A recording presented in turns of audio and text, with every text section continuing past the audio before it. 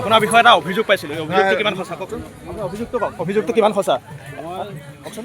প্ৰভু মই নাজানো। কিয় প্ৰভু নাজানো বুলি ক'লে সকলো হ'ব নেকি? অভিযোগ দিছে, অভিযোগ সঁচা নে মিছা আপুনি ভালকৈ কওক।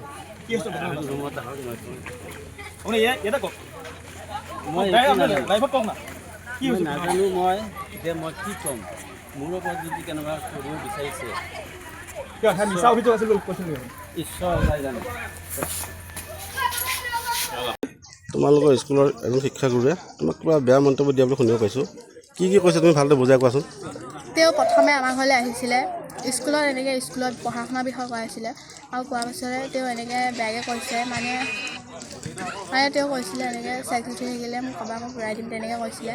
তাৰপিছত আৰু মানে এনেকৈ চুমা খাবৰ কাৰণে আহিছিলে, মই ঠেলি মাৰি পেলাই তেওঁক দিলোঁ। তাৰপিছতে তেওঁ গ'লগৈ, হেডমাষ্টৰক মই কথাটো ক'লোঁ আৰু হেডমাষ্টৰক কোৱাৰ পিছত হেডমাষ্টৰে ঘৰতো মই কৈছিলোঁ আৰু ঘৰত কোৱাৰ পিছতো মানে ঘৰৰ মানুহেও কৈছিলে হেডমাষ্টৰক ফোন কৰি বুলি।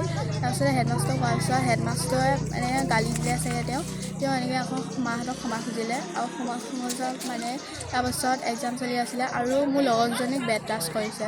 তেওঁৰ নামটো হ'ল জোনাব, এনেই তেওঁক জয়নাল বুলি জনা যায় নেকি?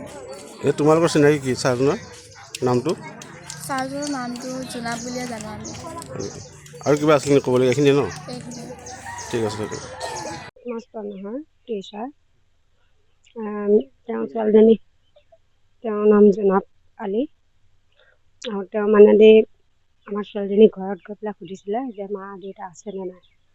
তাৰপিছত ছোৱালীজনীয়ে ক'লে কি মা দেউতা ঘৰত নাই।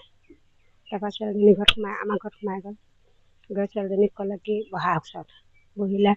তাৰপিছত ছোৱালীজনীক বোলে কৈছে যদি তোমাক প্ৰয়োজন হয় মোক জনাবা। আৰু 2 নম্বৰ কেছ, ছোৱালীজনীক কৈছে বোলে হেৰি চেক উঠিলে মোক ক'বা, সেনেকৈ বুলি কৈছে। তাৰপিছত তাই ছোৱালীজনী মোৰ আগত কৈ দিছে, মই সিমানখিনিয়ে জানো। এইবাৰ ক্লাছ 10ত। সেইখন স্কুলখনৰ নাম আদৰ্শ উচ্চ মাধ্যমিক বিদ্যালয়, হাবি বৰঙাবাৰী, মৰিগাঁও ডিষ্ট্ৰিক্টত। আগতে শুনিছিলোঁ মানে আমি ভালকৈ শুনা নাই, কাৰণ আমি সেইটো মিছা কথা ক'ব নোৱাৰিম, নুশুনাটো নাই। এনে ওচৰ চুবুৰীয়া মানুহে কৈ থকা শুনে যে মাষ্টৰটো তেনেকৈ আহিব নিদিবি।